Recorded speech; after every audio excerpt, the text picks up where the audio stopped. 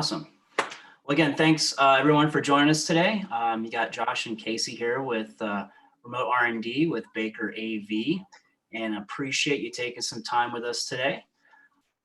Casey, I'm going to turn it over to you for the intro. Well, today we're going to be sitting with Jarrod Easterwood with AVUITY, and we are going to talk about how the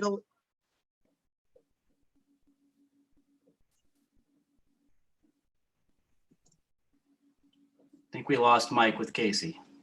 That's weird. You good? That was very interesting. Can you guys hear me? Yes, we can hear you. Okay. Sorry about that. I'm not sure what happened. It must be a really bad connection from space. Today we're sitting with Jarrod Easterwood with AVUITY, and we're going to talk about how the utilization of occupancy sensor technology can help maximize the use of space while dampening the impact of downsizing, what the post-COVID workspace could look like, and how you can turn unused space into potential revenue. That's right.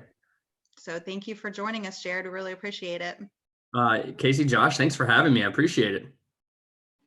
So right now, everyone is talking about this mass work from home movement that we're all a little bit grown accustomed to right now, and how that's going to have a physical impact on the on-premise office. How do you see this work from home impacting the return to the office space long term? I think that's a good question, Josh. I think it's going to be hard to tell, or at least to estimate with full accuracy. But just sort of what I've seen is that, and what a lot of our clients have seen, as we talk to them on a regular basis, is that a lot of folks are just as productive, if not more productive, at home. And then you've got a camp of people who would argue the opposite, that they can't really get their work done. They've got kids or dogs or multiple people eating up their bandwidth, and they're dying for their assigned workstation. So, I think long-term, we're really going to start seeing a lot of businesses reevaluate who works where, how many people need to work there, and sort of what those work modes might look like. I think you've got a lot of businesses who were just sort of status quo up until a couple of months ago. And now, this has sort of pushed or forced an environment upon everybody where it's like, hey, we really need to start putting our real estate, our people, and how we're working under a microscope. Yeah. Right. So we're going to be, have to analyze our habits. We're not going to be sure what our habits are going to evolve or morph into. Right. And analyzing that real estate and square footage and possible downsizing, but it's not definite yet. So can you expound a little bit on equipping existing spaces to track these new work trends and help us understand a little bit about how that square footage is going to be allocated? Yeah, absolutely. So I'll give you guys a little bit of, I know you guys understand and know AVUITY very well, but I'll give a little bit of background for maybe some folks tuning in who aren't as familiar with AVUITY, and I think that might add some context, Josh. So we are a software and hardware firm based in Cincinnati, Ohio. We specialize in occupancy sensors as well as real estate optimization software. So both ends of that, both from the hardware and the software end. And we leverage that to help leading organizations, to help our clients, a lot of our shared customers, really understand what space is being used, how often it's being used, how many people are there, if it's popular, why, and if it's unpopular, what can we do to change that? So I think that we are in a unique situation in that we can take that existing platform that we have, tweak it, bend it, apply a few key learnings that we've all unfortunately had thrust upon us in the past couple of months, and try to get at, hey, how can we return to work? How can we understand what's working, but also how can we empower those end users and those employees to know that their office is going to be safe, and that, hey, if space was reallocated and somebody lost an assigned workstation, that's okay. You're going to be able to find the right space for the right amount of work. And that's really something that we're here to help folks with. Yeah, that's awesome. So, I mean, the $1 million question these days is how offices and workspaces are going to evolve in the post-COVID world, if it is a post-COVID world. We see occupancy sensors having an impact in that office environment. So, how is AVUITY prepared to help companies adapt to this new norm that we'll be facing? Great question, Casey. If you guys don't mind, I've got a really short deck that I can share that would provide a little bit more insight into that. Yeah. And it's hot off the press. So this will be sort of a first announcement for us for our post-COVID return to work strategy and what we're doing with regards to health and safety. Ooh, you heard it here first, people. Yeah. This is a we published a press release this morning. So this will be the first that we're showing it to live clients. And I'm going to go ahead and share my screen. Let me know when you guys can see it.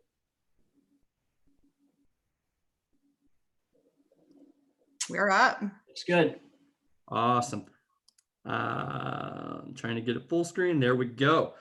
So we've taken sort of this, I don't want to call it downtime, but everyone has sort of had an interesting, 6 weeks or so where you're not getting in front of customers and we're not having some of those face-to-face meetings that we're used to.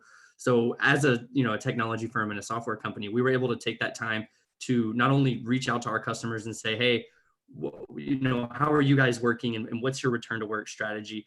We've worked with BHDP, who is a very close partner of ours on the architectural and design side, to send a survey out to some of those leaders, 250 different Fortune 100 real estate leaders, to get their input on what they're prioritizing, and then take some of that time to enhance our software and say, hey, what can we apply to our platform to help these folks get back to work? Because we've seen so many people either furloughed or unfortunately laid off, and these are painful times. And everyone knows that the two biggest expenses to most businesses are the property and the people. So we've already seen the impact on people, and property is going to be next. So some of these folks who are used to having a day in, day out seat, may not have that. And so we really want to make sure that that transition is smooth. But also on the health and safety side, we want to make sure that, hey, as you're returning to work, COVID is not going to be completely eradicated anytime soon. It's not like come June that people are just going to stop getting it. But a lot of us will be back in the office come this summer. So how can we make awareness around cleanliness, around space usage, around density more visible to the employees and to the industry leaders, so that people feel comfortable going back into the office and they can find those spaces and know that they've been cleaned on a regular basis. So some of the things that, I guess tangibly that we have pushed into our platform and that we're in the process of releasing now would be space threshold notifications. So, hey, you know what, maybe this wing of the building has a capacity of 500. Maybe a business leader, we dial that back to 300 or 400 based on sort of the social distancing concerns. And maybe there's a notification that goes out to let you know that you're out of compliance or that a specific area is overpopulated on a regular basis. We can also extend that to facilities and to custodial staff for cleaning those touchdown spaces. So, maybe someone lost their dedicated desk, or maybe someone never had one in the first place and they're returning to the office a couple of days a week. They need a place to touch down. And once they book that space and they're done with it and they want to leave, or they need to go to lunch or something and allow someone else to use that space, what if the facilities group or custodial staff was able to get a notification and go wipe down that desk immediately? And same with the restrooms. Hey, X number of people have used the restroom. Maybe it's time to have that cleaned. So really just about making health and safety as visible and upfront as possible for our clients. Yeah, those are really great tools for a company to have going forward. Mm-hmm. And we've seen a lot of companies coming out with models on what that office space could look like over the next year or maybe even beyond. And we applaud everybody because it's great that we're thinking about it and we're trying to do something about it. But what we really love is how you can incorporate technology to kind of lessen some of the impact that you might feel trying to make sure that you have a clean space, trying to make sure that you're maintaining social distancing within the office. So these are really important considerations. Right. You're exactly right, Casey. And we wanted to make it easy and digestible for, some of those real estate and facilities leaders who are really going to be on high alert for this kind of stuff. So we're building out a health and safety report dashboard that shows, your footprint as an organization, but also any alerts that you might need to know of, hey, this wing is overpopulated, this floor is overpopulated, these rooms are overpopulated, or this building is out of compliance, really customizable to whatever the business needs are. And then understanding, when our place is being cleaned in a timely manner, and adjust those protocols as they change over time. Because, July and June's strategy and work, returning to work methodology is going to be very different than, fall or winter. This isn't going to go away anytime soon. We're going to have to be very mindful of these health and safety concerns going forward. So we're building out a dashboard to do exactly that and to provide some key information and key metrics to those leaders so that they can get a good snapshot straight from the home screen. That's really amazing. So, for great reason, companies are exploring options that allow them to continue to promote health and safety in that physical office space. Is there anything else that you guys have put into place that would support those initiatives? Maybe like real-time messaging or? Yeah. So the facilities and real estate side is obviously important because that's who's measured on this, and that's who is held accountable for a lot of these protocols. But if you're not helping the end user, you're not helping the employee, then it's sort of a moot point. Your average employee needs to be able to find a space and know that it's going to be cleaned, or know that it's going to be easy to find if that space was dedicated 6 months ago, or they had an assigned desk or a cubicle. So we've ramped up our end user features and some of those find and booking space features from our mobile app to allow for a low density search option. So taking the sensor data, saying, hey, you know what, this room or this area or this wing, however the client slices the real estate, supports X number of people and it's below that number. So here's a nice area you can not only find somewhere quiet or find somewhere to get your work done, but find somewhere that you feel comfortable with, that it's not going to be super crowded. So that can be extended to employees, across the organization. But Casey, you touched on notification features. So we're also supporting email, SMS, sort of any sort of, and also within the app itself, notifications for real estate professionals and for the custodial staff to say, hey, you know what, this space is done being used. It's time for a clean. Or, hey, this bathroom is, had 25 visitors in the past hour and a half. It's time for a cleaning. And getting all of that information in as near real time as possible. So, just trying to increase visibility and make sure that things are running smoothly for organizations. That's really cool. And I appreciate that you guys are being mindful of janitorial staff, because it seems like no matter how you slice it, that responsibility is going to be massive for them. So any way that you can increase efficiency and really make their job just a little bit easier, I'm sure they would really appreciate. Exactly. And one other piece that we've heard from, from survey results and from talking to some business leaders is also, what if we need to, so this came from California as well. This is where a lot of these key learnings and these insights are coming from. Governor Newsom said that, as he sort of bullet pointed out his list of suggested protocols for businesses returning to work in post-COVID-19. And one of them was, reevaluating floor plans. So while some businesses have the ability to move desks around or to reallocate their furniture and their workstations, not everybody has that luxury, and not everyone has the capital for that, or, the budget for that, especially with, some of the changes in the economy over the past few months. So, we were trying to think outside the box and say, what if there's a workbench and it's 5 on each side, something like that. And what if you book a seat and automatically the seats to your left and to your right are, removed from the availability queue? So that way, someone's not going to sit next to you. You know that you have a workstation and you feel safe because, hey, you're not going to have someone breathing down your back. So we've got a few different rules or protocols or options that we can, roll out to the system to help our customers get work done efficiently, but also safely. That's awesome. I mean, you guys are really taking not just what we need in the short term and creating solutions right now, but in long-term efforts too, where some decisions are going to have to be made, and when those budgets are available, this analytic and information is going to be crucial to help drive that. Yeah, exactly, Josh. And we're lucky. One of the key features of our sensing platform is the ability that it can see people and objects.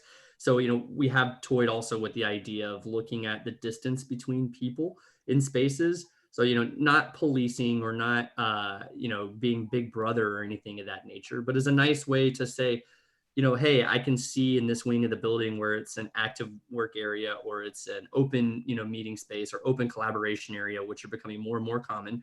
I can see that everybody's grouped up. Maybe that's, if you're seeing that day in and day out, maybe that's not a good feedback or, a good output or work habit for that area.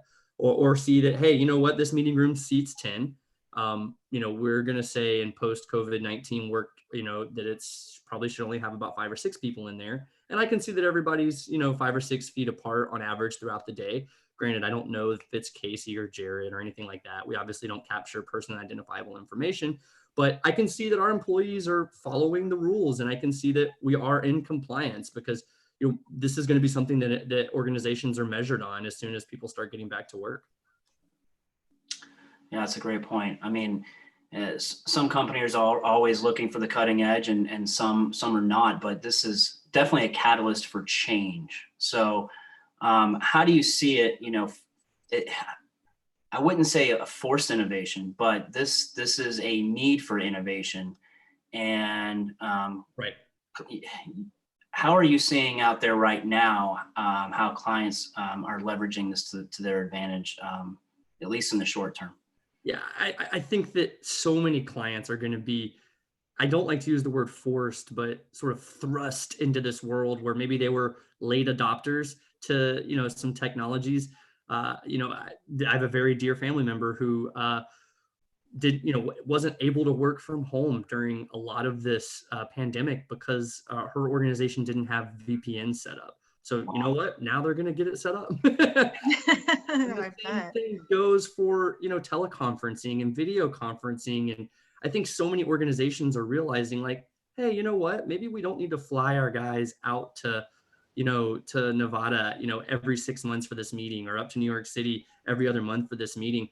The teleconferencing system during COVID-19 worked fine, and that was Zoom. Imagine a nice system within the office. We could save on travel. We could also get work done, have people in the office, within safety, constraints and compliance. But I feel like so many organizations are not only going to see ways to save money, but also realize that they were behind the curve on innovation and on their adoption of technology. And, it's unfortunate for some of those who weren't able to get there sooner, but, in the long term, I think it's going to make a lot more of our businesses worldwide more future-proof and more innovative. Yeah, 100%. I mean, as AV integrators, we're engaging with our clients to see how spaces are going to transform, and having this data is going to get everybody on the same page. Exactly. With regards to, should we turn this boardroom into a flex space? Should we take these huddle rooms and make a larger room based on space allocation? But having numbers instead of just opinion is very important, especially when you're talking thousands of square feet.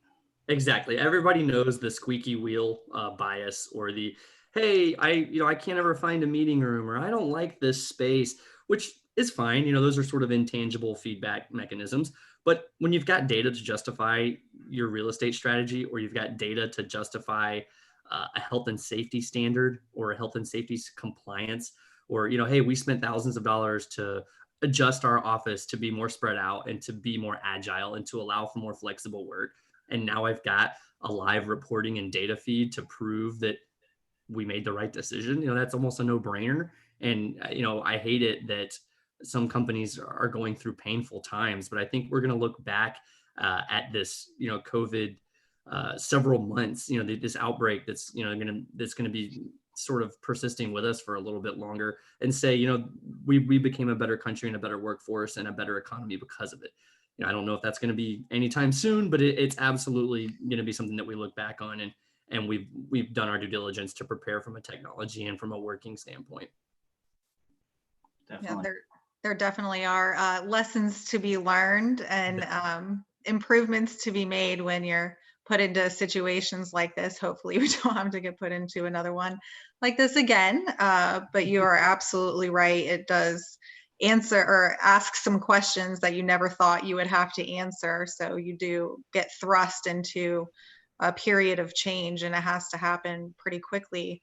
One thing that's some might find interesting is if you have too much space right now, if you aren't able to fully utilize all of your space, then maybe this data can help you turn that into some revenue. How do you think that could look? Yeah, I think we're lucky because we are in a market like Atlanta where there's quite a bit of real estate, at least from a corporate standpoint. I don't think the folks in New York are going to have that luxury, Casey, but down here, that's a great asset that so many organizations in the Atlanta area and in the Southeast might take for granted, in that, hey, maybe this is a way that you could pull the trigger on that work cafe instead of having all of your employees leave the office for an hour and a half to go to Jimmy John's. Or maybe this is the catalyst that could, change those 1985 boardrooms into 2020 boardrooms with the right technology and the right, sort of working styles and postures that so many people are looking for, both from an attraction and retention standpoint of reaching out to young workers who are coming out of college are going to need these jobs, but also from sort of a competitive standpoint of, hey, our office is in the now. Our office has the latest and the greatest technology. We have adapted and we're innovative and we're agile versus, a cubicle farm that may have existed in that same exact office space a year ago. Mm-hmm. Sure.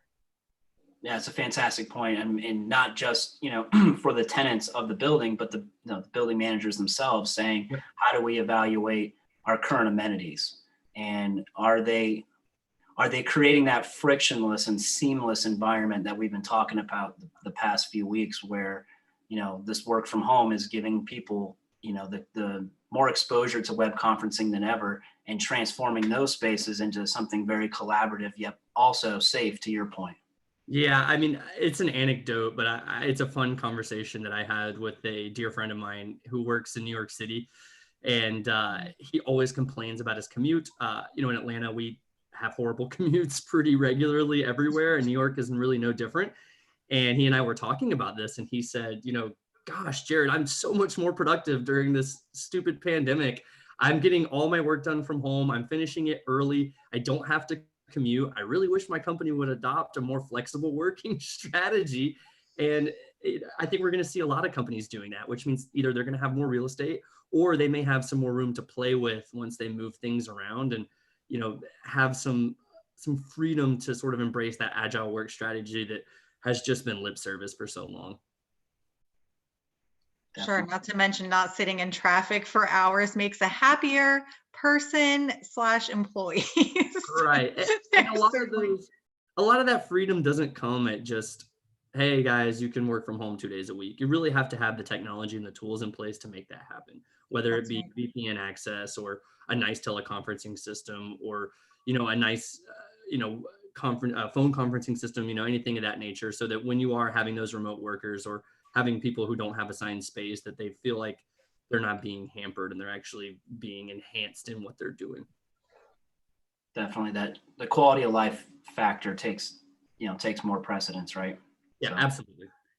Yeah, an interesting piece of feedback that we got in the survey results I mentioned earlier from BHGP. They submitted it to about 250 different Fortune 100 business leaders, and the top 3 current and future priorities on the list that came back were: number 1, maintaining business continuity, so making sure that work is still getting done.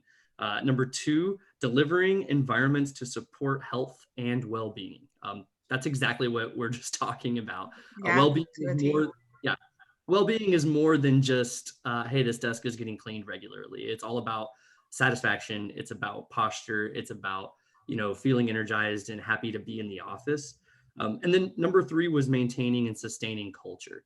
So many organizations value their culture, or they're in the process of adjusting their culture, or, changing their culture to be more innovative or more creative and more open. And, maybe they see this pandemic as a road bump, or maybe they use it as a way to say, hey, this is a way that we can leverage this time off to get us on track when we return to the office. Well, I think that data that your technology is going to supply is going to help craft that culture that might need to be amended now, because Exactly. Absolutely. because some folks are home and they might feel separated from their normal work culture. So that dynamic is going to have to be molded and built again, and understanding how folks are using the space is going to be a huge variable in crafting that culture.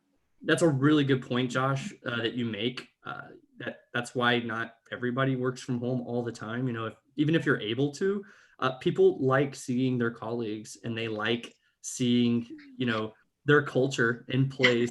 I see you guys waving at each other. No, I am such an office person. I actually am one of those people that likes being in the office, because I think it just gives you an entirely different experience. Exactly. You're interacting, you're having those water cooler chats. You Mhm. grab somebody by the shirt on their way to lunch and say, hey, chat about this. You have some of those personal relations, and while that doesn't, or that interpersonal interactions, and while that doesn't work for every single individual, there's obviously some people out there who really like the office, or people that really want to work from home every day. There's a spectrum of people in between that. And so this is giving a lot of organizations valuable time to analyze that. And then as we return to work, measure that and see if they're, on track, or if their culture or their working habits are successful or not, by measuring and seeing the data. Yeah, this definitely seems like something we can't afford not to have going forward. Yeah, sure. Right. And I think that you guys are taking the end user into consideration is huge, because data is not just meant for the higher ups and the decision makers who are building the spaces, but making someone feel safe and secure is a huge part of that culture, and people returning back to the office. And, as AV integrators, we're here to provide digital signage to inform people, and the synergy between what you're talking about with regards to the sensors in the space really can help put a culture at ease. Yeah, I mean, if your company's reallocating workstations and making some dramatic changes to the space, or renovating, some conference rooms or some meeting room technology, and you're in, a state of flux, but you show up at the office and you can look at a large touchscreen display and see in real time which seats are free and which ones aren't, and book it right there and pull it up on an app. A lot of that anxiety of change in the workplace goes away. And so that's why it's so important to support the end user and to support the employees who are living and breathing these changes day in and day out. Awesome. Yeah. Well, let's give the audience, if anybody has any questions that we could answer for you. Yeah. A few moments. We don't have any Jeopardy music. I know. I could sing it to you, but I don't know if that would be good for everybody or not. Well, we've done an excellent job, I think, at covering the material. Then we don't have any questions. And if somebody pipes up or sends a chat. We do. We have some. Let's start. Nashley, thank you. She said the material is very clear. We really appreciate that. And Josh Moorhead, he asked, how would a development firm make use of AVUITY to assist with future developments? So that's a good question, Josh. I think that we like to take this scientific method approach as often as we can. So that means you have to have a control. So we've had that question asked quite a bit. And we'll say, if you're looking for a new development or expanding, or you're looking to, should I renew this lease? Or if we're looking to build something a little bit similar to something we already have, measuring as something as close to the desired output or the desired new location as you can is going to be key. So we've had a lot of organizations who will say, hey, we've got to get a new building or a new headquarters. So we're measuring our existing one or measuring the next closest alternative that we have to get as much data as we can from that space. And obviously it may not be an apples to apples comparison, but it'll be as close as you can get. And we've also had organizations who will use our platform for a study instead of something full time. So to say, hey, we've got the space, we're ready to move in. Is this working, day 0 through day 90? Because it's obviously not going to be, perfect day 1, but using that time where people are adjusting to the new space to really see, what's working, what's popular, what's not working, what's unpopular, and have some data to go off of. I hope that answers your question, Josh. Yeah. Awesome. Ashley also has a question. Said, if we want to see a deeper dive, how do we get that set up? Well, we can contact us here at Baker, and we can facilitate that with you, Jarrod. And we have these in our office. So when we're back in the office, any folks that wanted to look at the hardware and some of the analytics, welcome to swing by our place. And then, or if we want to schedule another call, I'm sure we can all get together on that. Yeah, so I'm happy to show some more of these features in the software, and we have our system in place at the Baker AV office. So if anybody wants to meet up in person once all this starts to blow over, I'm happy to grab lunch and we can chat or do a more formal deep dive. I think Josh had one more question I see coming in with regards to property management firms.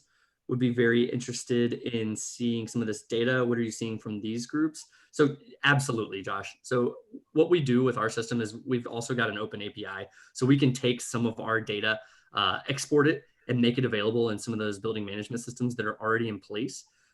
Or we can equip them to say, hey, we've got a value add with AVUITY to help us understand and then help them sort of take a consultative approach to the space itself.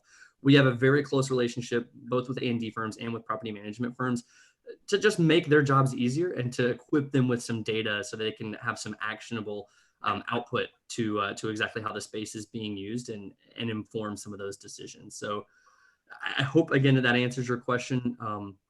If it doesn't, like I said, we can do a deeper dive in the near future. But again, thank you guys for including me, and thank you so much for the awesome questions. I actually have one more question that came in on a separate little session. So this is interesting. I'm really intrigued by this. Are there methods for measuring the mental health aspect of working from home, meaning capturing the benefit of the effectiveness of like the work-life blend? Do you guys maybe see something like that coming down in the future? So the mental health of working from home is pretty intangible. What we would probably do is work in conjunction with a designer, a consulting firm on surveys, which we've done in the past. I think that sometimes you need a survey to get at some of those intangible data points. That's what I've seen done in the past, or do like a workshop with leadership and have end users there in person. Given that we're strictly technology, that we would want to roll that out with a partner. But taking some of those surveys or some of those roundtables and some of that other feedback mechanisms that are beyond just what a sensor can grab. I don't think we're quite there yet where the sensor is going to be looking at people smiling or frowning and telling you if they're happy or sad at the workplace. That might freak people out a little bit. But when it comes to working from home, I think it can be really tough to measure. And really just having candid chats with your workforce and with your employees, and trying to use some of those, like I said, survey methods or open discussions to get at how folks are feeling and what their work habits are is probably the best alternative that we've got right now. Yeah, I've seen some of those cameras that will measure whether a person's happy or not. Yeah. And it obviously thought I was a very angry person, which made me feel terrible. It's like, but I'm smiling. I promise I'm smiling. It was, it made me turn into a sad person is what it did. Casey, I don't think you're a sad or angry person, but you know what? That does remind me of a feature that we are looking at rolling out very, very soon with our platform, and that's going to be satisfaction of space. So you can think of it almost like the smiley face, straight face, frowny face that you see when you exit the airport bathroom. But think about that on a mobile app or on a touchscreen panel when you leave the meeting room. What was your satisfaction? Was it clean? Was the AV equipment set up properly? Were the chairs, spun all over the office, and was the, furniture pushed in a really weird configuration? Did everything work right?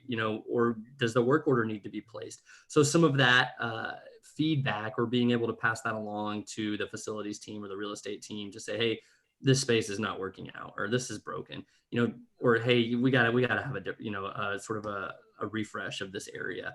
Having a mechanism for employees to share their satisfaction with the space is something that we've been asked about quite a bit, and is going to be in this new feature set that I showed earlier. Awesome. I love how you guys are just continuing to innovate, and you are just like quick to come up with these integrations. I think that's awesome. Yeah, I've been in this industry for a number of years, and a lot of that has really just been us asking clients, regardless of what we offer or regardless of what you've purchased in the past, what are things that you guys would like to see to help make your workspace or your workplace more efficient, or support your employees better, support their well-being? Because in the past it was all about bottom line and saving money on real estate, and a lot of these sort of by the books metrics. But as of 4 or 5 years ago, people have really been taking HR, well-being, employee satisfaction, and experience into account more and more and more. And we're starting to see offices that are just incredible, especially here in the Atlanta area. It's all about keeping the lines of communication open, and then that helps validate a lot of the data that you guys are pushing back. So that's fantastic. Exactly right. That's right. So, hey, Jarrod, we appreciate you joining us today and demonstrating like how easy it is to deploy a solution and create an efficient and mindful work environment. We definitely look forward to seeing how AVUITY transforms a traditional office space in short term and long term, and look forward to working together on that. Yeah, Awesome. It's going to be great. And of course, you can follow us on LinkedIn and Facebook at Baker Audio Visual, and on Twitter at Baker Audio. We will see you next time. Right. You guys have fun at the hockey rink and in space. Thanks again. Thanks.